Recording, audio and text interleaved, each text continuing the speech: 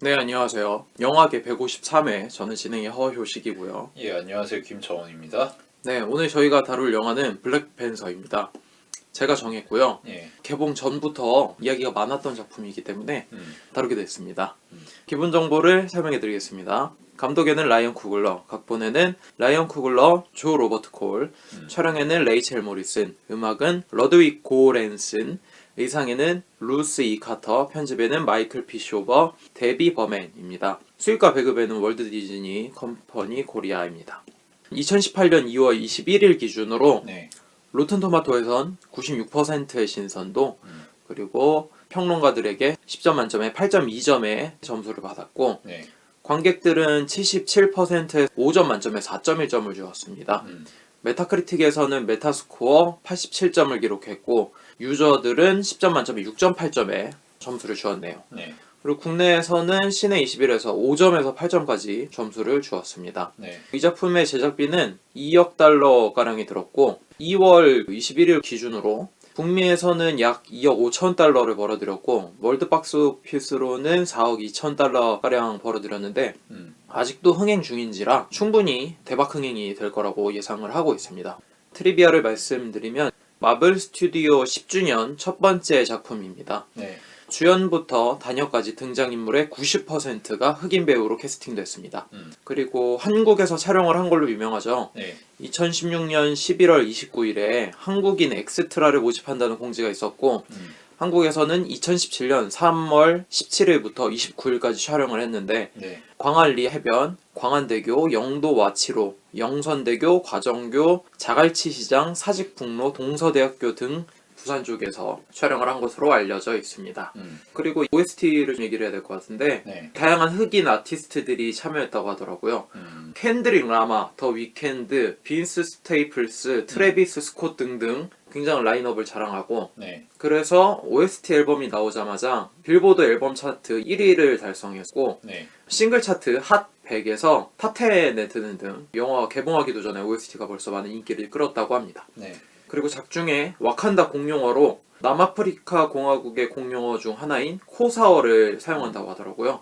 트차카 역할을 맡은 존 카니가 실제로 남아공 출신이라서 체드윅 보스만에게 코사어를 가르쳤다고, 뭐 그런 트리비아가 있네요. 네, 그 정도 얘기할 수 있을 것 같고, 한국의 부산이 집중적으로 촬영이 됐잖아요. 마블 스튜디오 대표인 케빈 파이기가 한국이 마블에게 굉장히 중요하다고, 해외에서는 중국 다음으로 두 번째로 큰 시장이라고, 그래서 한번 제가 찾아봤습니다. 아이언맨 1, 2, 3가 중국하고 영국 다음으로 3위, 캡틴 아메리카 어벤져스 시리즈가 3위의 수익을 자랑하고, 토르는 4위고, 닥터 스트레인지, 스파이더맨 홈커밍이 중국 다음으로 2위를 자랑한다고 합니다. 네, 그래서 마블 시네마틱 유니버스의 총 관객수는 7,800만, 우리나라만. 그래서 한국인이 사랑하는 마블 작품이라고 이야기할 수 있을 것 같아요. 살펴보니까 중국에는 시민 시스템이 중국에서 지정하는 날짜에만 영화를 개봉할 수 있다고 하더라고요. 그리고 제한돼 있어 개봉할 수 있는 편수 자체가. 중국에서 개봉 안 하겠다면 개봉 안 할 수도 있는 거다. 그러네요. 그래서 좀 더 고정적이고 안정적인 수입이 나는 한국에 혜택을 준다, 뭐 이렇게 볼 수 있을 것 같습니다. 이 정도로 영화에 대한 소개는 마치고 스텝 소개로 넘어가도록 하겠습니다. 각본과 감독의 라이언 쿠글러, 86년생입니다. 전작으로는 오스카 그랜트의 어떤 하루, 크리드 등이 있습니다. 네. 두 작품밖에 되지 않네요.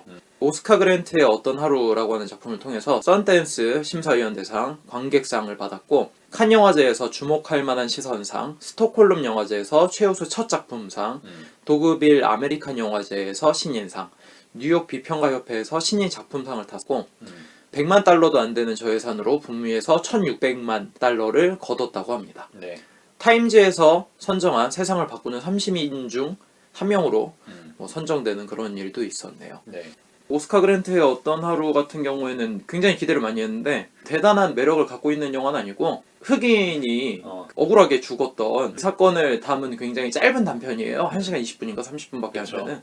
그러니까 그게 실제로 오클라마? 오클랜드. 오클랜드.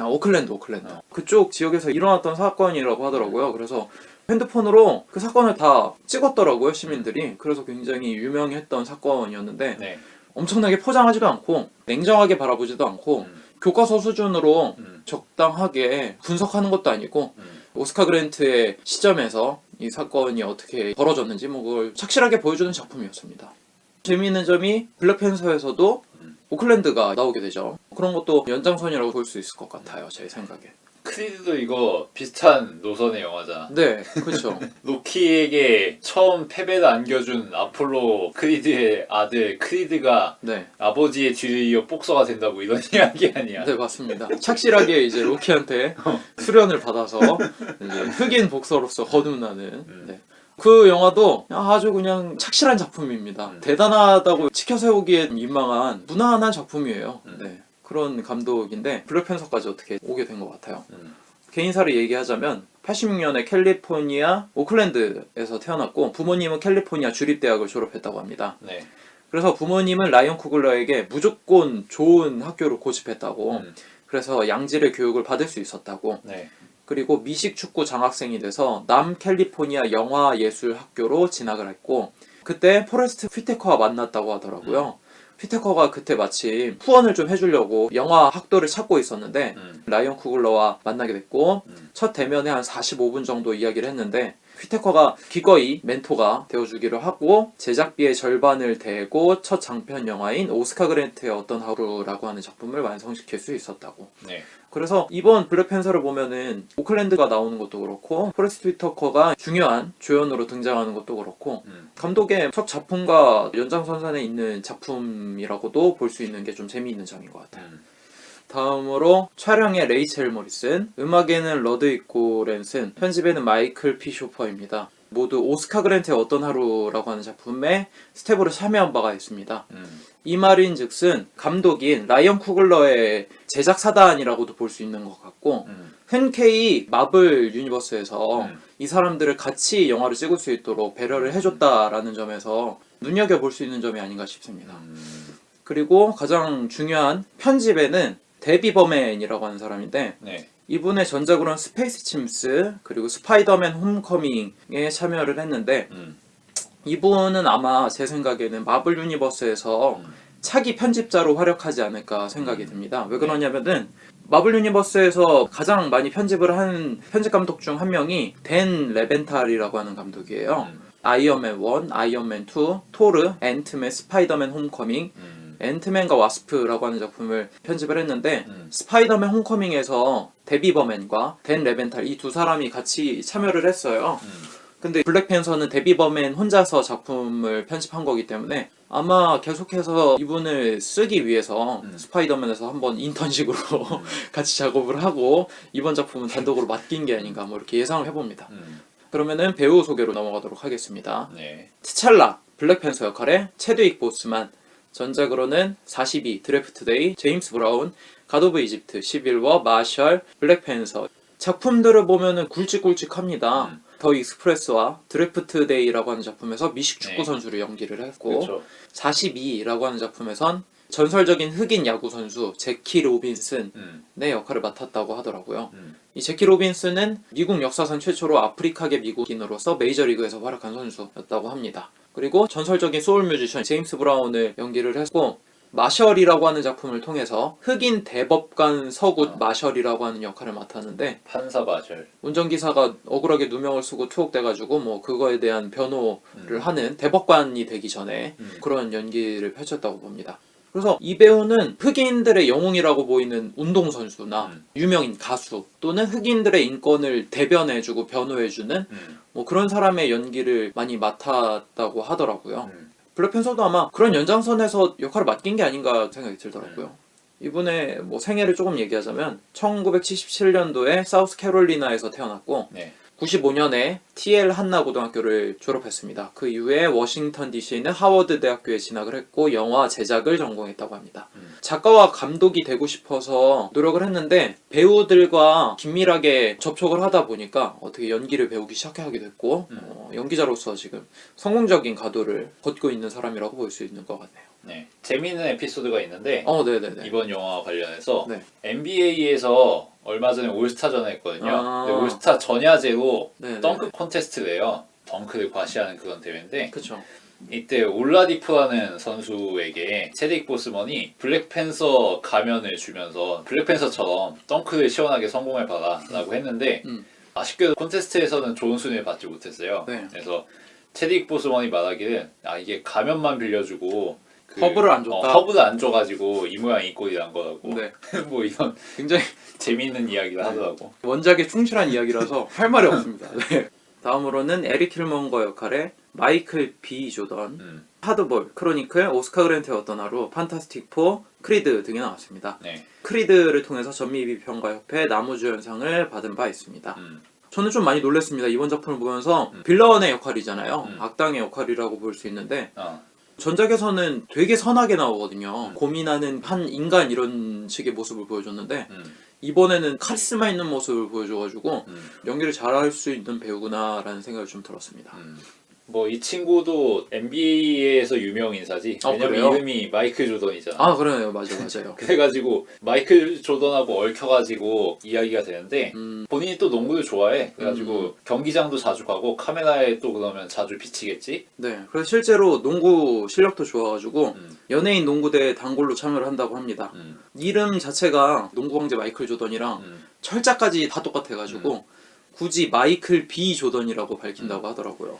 5년쯤 뒤에 마이클 조던 전기 영화 이런 거 찍으면 되는 거지. 그러네요. 이름도 똑같고 마이클 조던이 연기하는 마이클 조던이 되겠네요. 네. 크로니클이라고 하는 작품을 통해서 데인드언과 함께 출연해서 얼굴을 알렸고 라이언 쿠글러 감독과 오스카 그랜트의 어떤 하루를 통해서 연을 맺었는데 크리드의 주인공으로까지 낙점받았습니다. 네. 네. 다음으로는 나키아 역할의 루피타 니옹호, 전작으로는 노예 12년, 논스톱, 스타워즈 깨어난 포스, 정글북, 스타워즈 라스트 제다이 등에 나왔습니다. 네.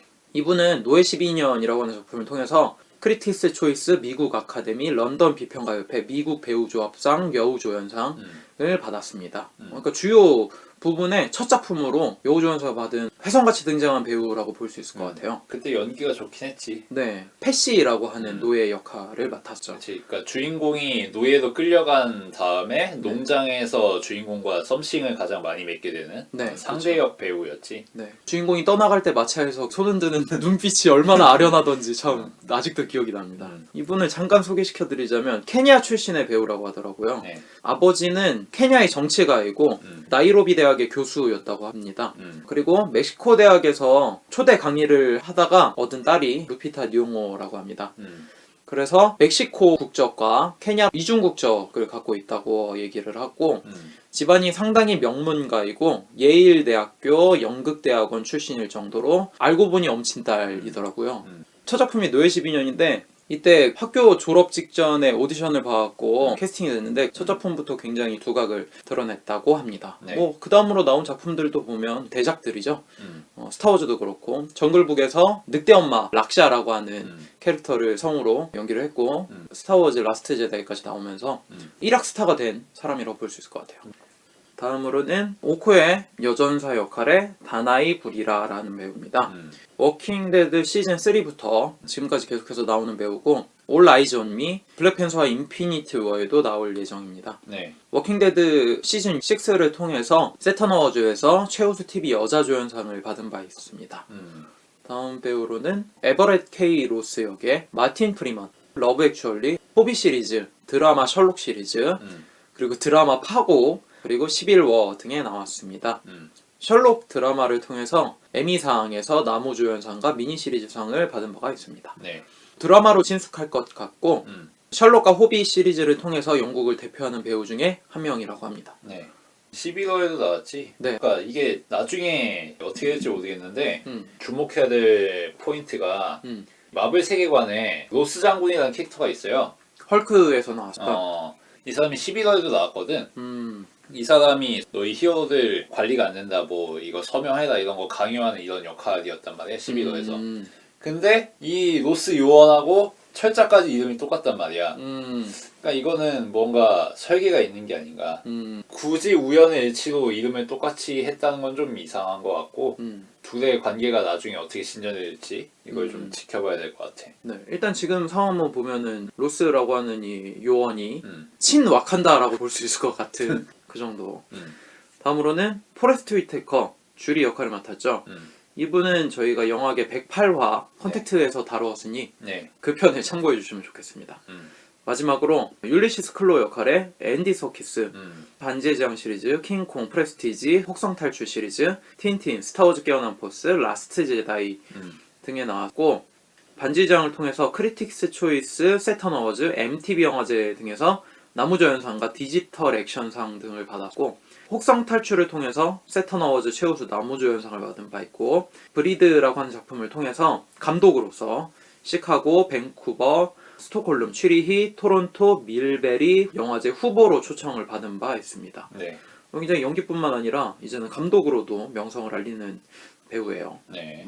골룸으로 워낙 유명한 음. 배우인데 이번에는 실사 연기를 제대로 보여줬네요. 최근에 재밌던 거는 혹성 탈출 시리즈가 아니었나? 그쵸.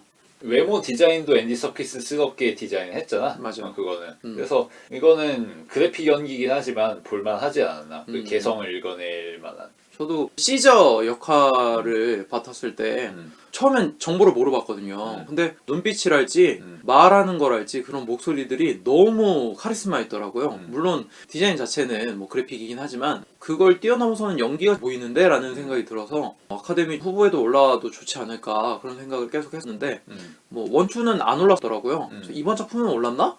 기억이 안 나는데 하여튼 혹성 탈출을 통해서 굉장히 전 인상을 깊게 받았는데 이번 작품에서는 전 사실 보면서 앤디 서키스가 맞나 싶을 정도로 잘 모르겠더라고요. 그 골룸만 생각하니까 되게 몸이 호리호리할 거라고 생각을 했거든. 근데 이번 작품 보면 되게 체구도 가다가 있는 사람으로 나오잖아. 그래서 이런 연기도 가능하신 분이구나 라고 정말 생각을 해봤습니다. 네. 그러면은 이 정도로 1부 영화에 대한 전반적인 소개를 마치고 2부에선 시놉시스와 함께 자세한 얘기를 나눠보도록 하겠습니다.